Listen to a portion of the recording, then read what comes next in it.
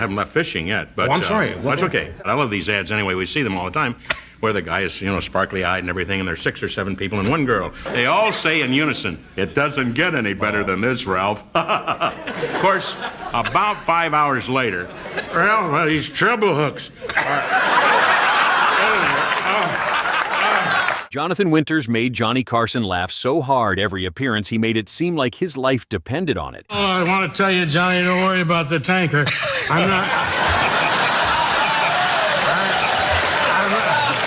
sorry. I was sleeping. This is Jonathan Winters being completely hilarious on The Tonight Show. Why he couldn't get any dates. Polly, okay. But Polly was one of the gals. I didn't have a lot of time to date, Johnny. I had so many chores. Really? And it was just a series of things, carrying coal to several furnaces, banking the furnace, talking about cold weather seemed to be all year round.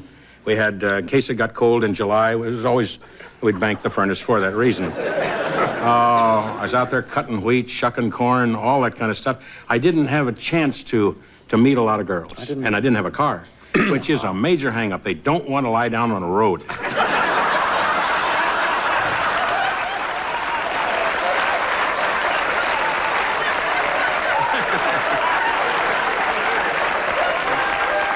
He explains his romantic failure not through a straight confession, but by slipping in a few jokes to deliver commentary on himself that no sane person would do. The time a girl punched him. And I turned to her and I said, "Polly," I'd stopped the car.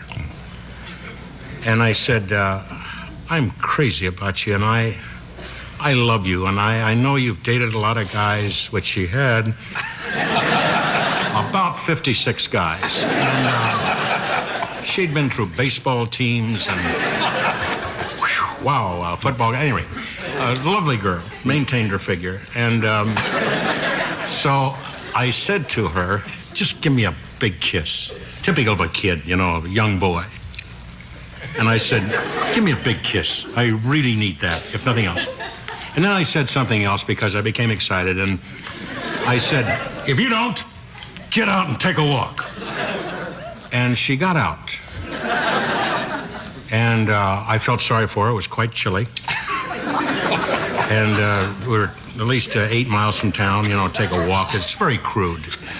And I can understand where women and young girls especially hate young men for saying something like that. "Come on, I want something." Yeah. So I said, "I apologize." And she cold-cocked me. Broke my jaw in 4 places. Paulie. Oh, boy. I went home like this. Jonathan's comedy style usually included unexpected punchlines, and a girl breaking his jaw in 4 different places was certainly no exception. The fishing joke. Oh, I fished for marlin. That, I've stopped the big game fishing because it's like I never did any big game hunting, but big game fishing is parallel to that thing. I just felt sorry for the big fish, and I still do. I think they're beautiful fish, whether the Pacific, Atlantic, wherever they are. And so it's rather even sadder, though, to look at the gear that you put in to rest, It's just a few grand. But you don't feel sorry for the smaller fish? I don't feel sorry for the smaller fish. I don't know why. It's almost like small people, boom. I'm kidding. I'm kidding. A simple story about a day on the water immediately becomes secondary when he makes Johnny laugh when explaining why he has no remorse for small fish. Winters tells Johnny about his favorite movie. This movie, I don't know if you've seen it, Johnny.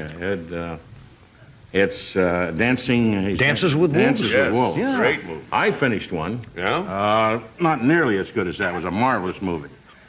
Mine is Sleeping with Beavers. Is this in other words, you're following the tradition of Walt Disney, right? Yeah. Yes. Sort of. Yeah. Thank you. It's a nature film. God, yes, it's a nature film. Yeah. How is... How is what? Now that... So I'm glad to see you're back on the tube now. It gets you out of the basement at home, doesn't it? You spend a lot of time down in your basement. Yes, I have. Mrs. Winters... How is Mrs. Winters, by the way? Sleeping right now. Sleeping. Sweetheart, just in case. A question this simple rarely survives contact with Winters intact, and he transforms a basic film preference into a live performance of a scene from the made-up movie, the World War II general impersonation. Almost 25 years. He said, "Is that right? You know, I was out there on the Kearsarge during World War II. I was in the Navy out there, and I was a gunner, second-class gunner on the Kearsarge, and I remember we went out of San Pedro. I dated the woman the night before I left. It was a choice of dating her or getting a tattoo, and I dated her. And 3 of my fingers fell off when we got Midway Pacific. I should never have dated her. So it ain't...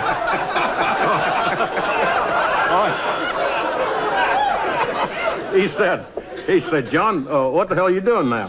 And I said, "Well, Wally," I said, "I'm in television."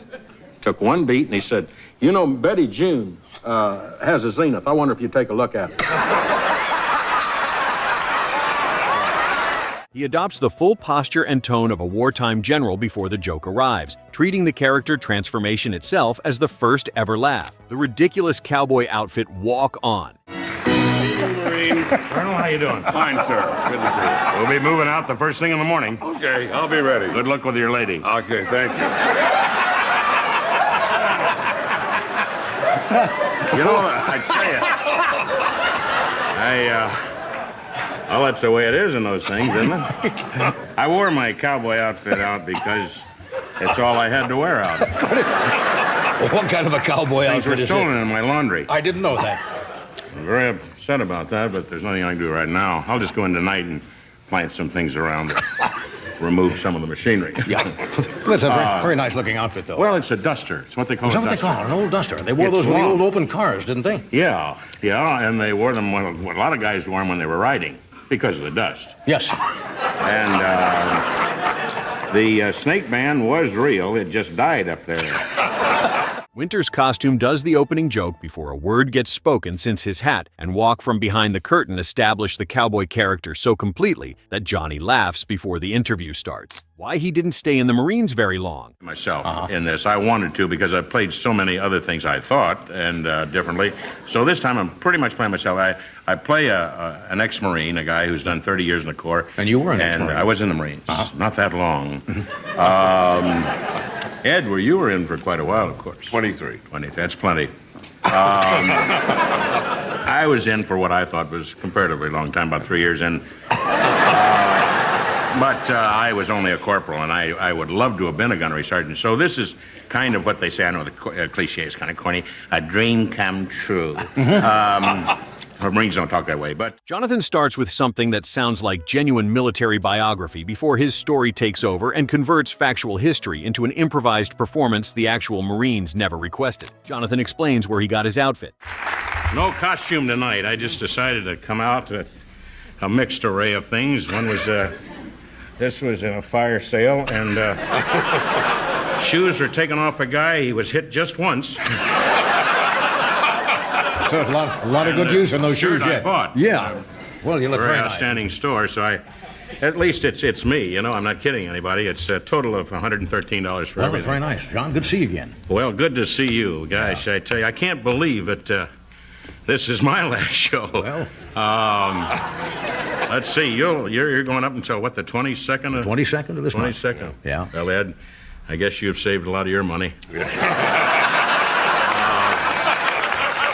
Not as much as he would like to have. Yeah. Winters provides an explanation far more elaborate than anyone asked for, inventing an entire backstory for the costume on the spot, rather than pointing to a store the way any reasonable guest would. The banking joke. I tell you one thing about banks.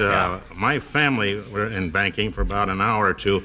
And my grandfather always remembers taking the big picture of Hoover down. I didn't know that. And people were saying... Depression times. Huh? Depression times, right? Yeah, Depression time. Yeah, I didn't know that. And grandfather, said, well, it looks like I'm going to have to work for the first time.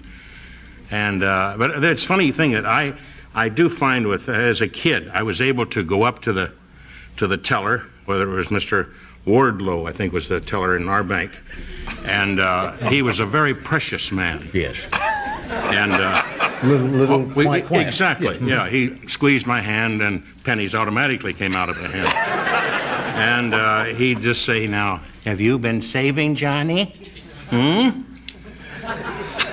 He got that look, and I didn't know whether I'd saved enough or not. A bit built around banking starts sounding like a reasonable complaint before some invented teller takes over the telling entirely and reframes a mundane errand as something far stranger than anyone went to the branch expecting. Jonathan and Carson joke about school crushes. The old flame. I mean, the girl with the heavy duty upstairs, the striking eyes, and pointed shoes. Did she still look good, or she couldn't get her hands on the jukebox? No, I would not mention any names, of course. No, but there do are that. girls who I would have killed for just to be able to touch any part of their person in high school. And now I would not want to. I mean, they've gotten older, and we've all gotten older. Oh, you go to the back. Yeah. Nostalgic material like a school crush gives Winters and Carson genuine common ground, letting the exchange feel more like two people trading actual memories than a performer executing a prepared bit, with Johnny contributing his own version since a topic this universal invites participation rather than just reaction. Winters jokes about his hometown in Ohio. You're Midwest. Ohio's Midwest, Ohio? right? Dayton? Dayton. I born in Dayton, and people. I always notice people from Dayton. They start to go, "Oh, I guess not." Hey, I'll show you something up there. Yeah, I see. You should have clapped because you see, this is a Buckeye. Buckeye State. People get right in. They call them chestnuts in England, and also in Utica, New York. If you eat them, you'll die. The Buckeye State. Hometown material gave Winters an actual biographical well to draw from, since so many of his invented characters trace directly back to people he actually remembered from Ohio rather than imagination. He uses the town as a launching point before sliding into a recurring persona within seconds, letting a simple geographic fact turn into a fully realized character bit. And Carson's familiarity with Winters' background helped the exchange move quickly since the Ohio reference was clearly well-trodden ground between them. During Jonathan's Tonight Show episodes where he did mention Ohio, it provided more character material than any script ever written for him, and many thought Carson watching Jonathan describe his hometown felt less like a guest talking about where they grew up and more like a private tour of the specific neighborhood where a specific kind of comedy was discovered before anyone knew it was going to become a career. Winters and Johnny make up an acting role on the spot. I've come to you as the straw boss, sort of the running the bunkhouse, and I'm over the hill, and I've got to kind of pack it in now and go on, and you're firing me in essence. And so I would say to you, Mr. You want to be Mr. Carson in this, or you pick your own name? Belcher. Belcher?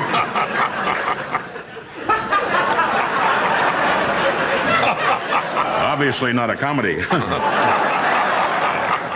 Mr. Belcher, I hurt my foot here in the stampede, and it throwed me and it dragged me all the way into Benler City, and so I've got to get this thing fixed, and the boys aren't right anymore. They're not like they used to be, and I'm thinking about settling down. Yeah. I'm almost 81, and I've found a woman in Tucum City, and I've taken a liking to her. Yes. Yeah. A young lady, is she? No, she isn't. She's 91. But it's somebody I can control.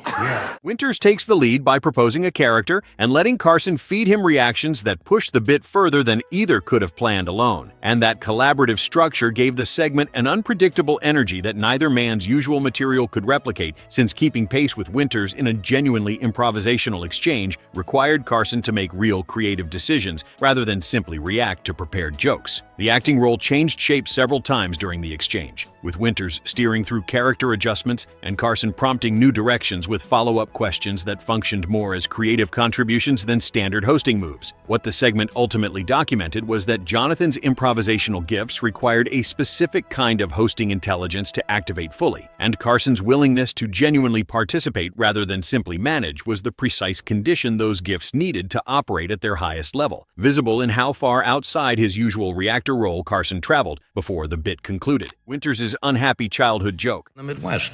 Did you have a relatively happy childhood? I had an unusual childhood. It was always, are you here again? What is it? What is it now? Well, I just came in for some love. we're going to look. Sorry I brought that up. Just a little affection, huh? But I must say, I was an only child, and I'm getting very close now to where I'm almost stopping complaining about my childhood entirely, which is very tough. Yeah. But the thing is, it's true. I mean, you know, if you're making a good living and you got a family and a wife and a house, it's very close to being paid for. Just about like Things aren't so bad then. No, things aren't so bad. And I got a car, you know, and a wild beast in the yard. We don't know what it is, but it's... In this moment, Jonathan folds genuine childhood unhappiness into a bit without losing the light touch that made his storytelling work, starting with something that sounds like real reflection before an invented character takes over and converts the memory into performance rather than confession, using comedy as a way to approach material that could have been genuinely heavy under different handling. That balance, real emotional weight paired with sudden comic deflection, was part of what made his darker material land as funny rather than uncomfortable, and Carson's reaction shifts from genuine attention to amused surprise as the story turns without him trying to manage the transition too carefully. The darkness sitting underneath the performances confirmed that every character was rooted in genuine observation rather than technical skill applied to an invented premise. And the childhood bit closed the collection as the moment where the full range of what Winters brought to Carson's stage became most completely visible in a single sustained exchange. If you made it this far into the video, these hilarious moments showed Jonathan Winters made every scheduled Tonight Show appearance feel like the beginning of something that had no particular plan to conclude at any location Carson had been told to expect before the evening started. If you laughed throughout the video, be sure to subscribe for more Tonight Show moments like these. Hope to see you next video.